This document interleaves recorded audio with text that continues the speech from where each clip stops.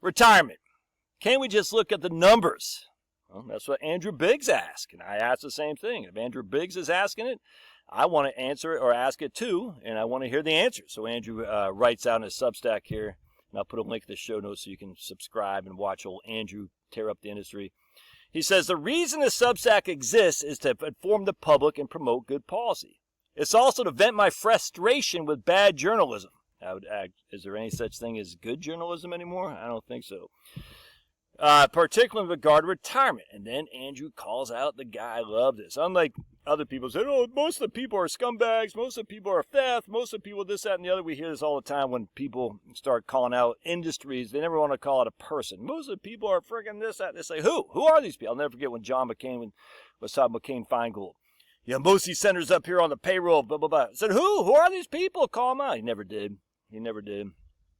I say, if you're not going to call out individuals, then shut the hell up. You got to call out people who do bad things. Anyway, I'm not saying this guy Paul Brandis is doing a bad thing, but Andrew calls him out, which I love. He says, Paul Brandis says, Social Security isn't the broken piece of America's retirement crisis. Here's what really needs to be fixed. And here's, he goes on to say, Social Security benefits represent 31% of the income for people over 65. Okay. I'm not sure why that's a bad thing. They pay 6.2 or 12.4, depending on if they're self-employed or not. 39% of men over the age of 65 and 44% of women receive 50% or more of their income from Social Security. Okay. Again, why is that a bad thing? Among beneficiaries 65 and older, 12% of men, 1/8, or 15% of women, 1/7 or something like that, rely on Social Security for 90% more of their income. And I already knew where Andrew was going with this even before I read the article. This is fantastic. Check this out. Andrew, let me click that guy. Andrew goes on to say, those statistics are interesting in part because they show how impervious to our data retirement narratives are, 100%. If you went back to 2012, the SSA, in its regular publication, the income of the population 55 and older, reported that 32% of Americans aged 65 and older received 90% of their income from Social Security. A third of Americans in 2012 received 90% of their income from Social Security, according to the SSA in 2012. And yeah, right. In other words, nearly 1/3 of Americans had no other income other than Social Security. These figures were widely cited by those claiming that private retirement savings were inadequate and that the U.S. retirement system, based largely on 401k plans, has failed. However, as pension expert Sylvester Schreiber and I pointed out in 2012 Wall Street Journal op-ed, those pessimistic figures were based on federal government survey that was just wrong, as we've talked about many times in this scenario on this channel. Over time, the message sunk in, and the Social Security Administration and others have turned to better quality data. These data show drastically lower dependence on Social Security, 100%. But does this make any difference in the narrative that you read about, that retirement 401ks are a scam, they're run out of money? No. And Brandis' statements back that up. Totally different numbers, but the same conclusions. Americans aren't saving enough on their own, pensions are better than retirement accounts, and so forth. But it doesn't just stop there. Why are tens of millions of people in such a precarious position? Well, how do you link to the stuff that says they're in tens of millions of people are in precarious position? Link to the evidence of that there, Paul brandishing false data. Let's see. Hold on a second. The first reason for our overdependence on Social Security is the fact that pensions have largely vanished. Oh, dude, I so despise this crap. Companies have been doing away with these for years. Why? Because of ERISA. The pensions before 1974 were not based on good foundations, Paul Brandis. Why don't you start brandishing some freaking real information instead of false nonsense? According to BLS, just 15% of private sector workers have access to a pension, not just receiving a pension, but access. And then Andrew lays down the Hiroshima bomb, which obviously was not an atomic bomb. It was just a bombing like Dresden. Isn't it weird that Tokyo was more devastated than Hiroshima? Isn't it weird that of all the places bombed in Japan, Hiroshima and Nagasaki weren't even the worst off? Kind of strange, is it not? Anyway, but again, the data get in the way. So here's a CBO. The average annual benefits of elderly headed households receive from Social Security and private retirement plans from 1979 through 2021. And these are adjusted for inflation. These are the average. So we're skewing it on both sides, not the median, the averages. We're comparing apples to apples. People say, oh, look at the median. We're comparing the averages in 1971 to 1979 to the averages in 2021. It's apples to apples. And watch this. Annual benefit from Social Security and private retirement plans. You can see right there. And what's the numbers here? These are adjusted for inflation and 2021 dollars. In 2021 dollars, the annual benefits you were receiving on households were receiving on Social Security was $13,000. Fast forward, the annual benefits are $22,900. The annual benefits you're receiving from your own retirement plan was $5,300 back then.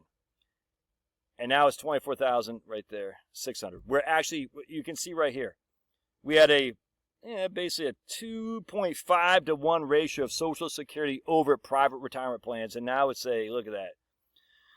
Private retirement plans are above Social Security.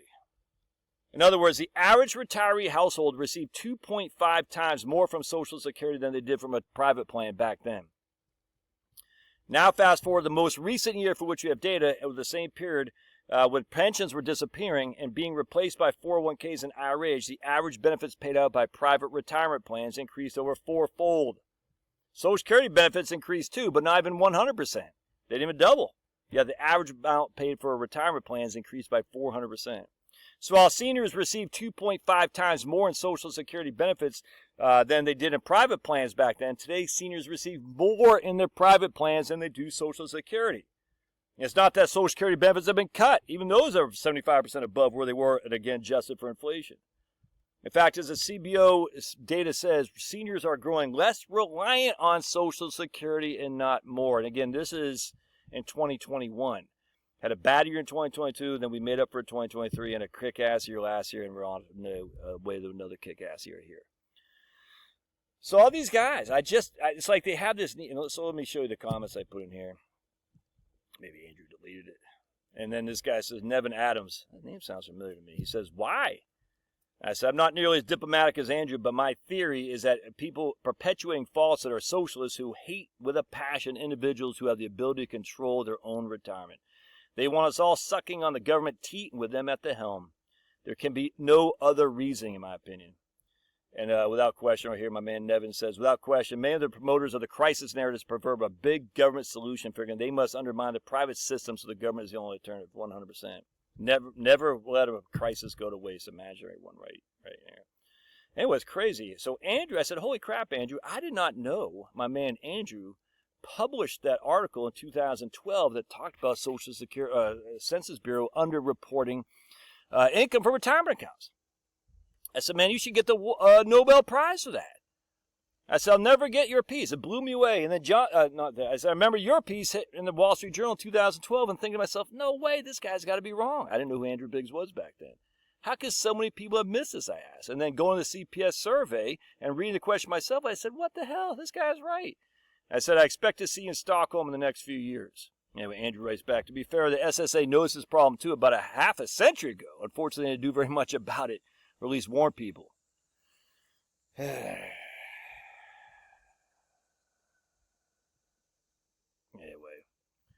as this lady says, maybe you should look more certain categories, i.e. elderly single women are usually in not so good financial situation.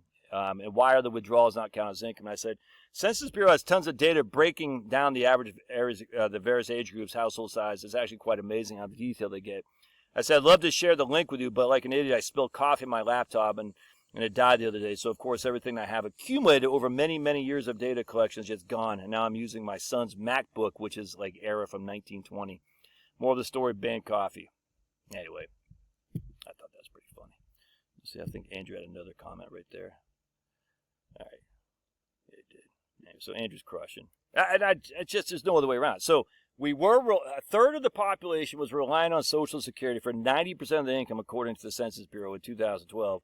Now, 12%. So we've reduced that by 66%, and yet somehow we're still in a retirement crisis. Pound sand. Pound it, pound it, pound it. Pound sand, dude. Come on. All right. God bless. Love your thoughts. Smash that like button and subscribe to Andrew's Substack and buy his book. All right. God bless.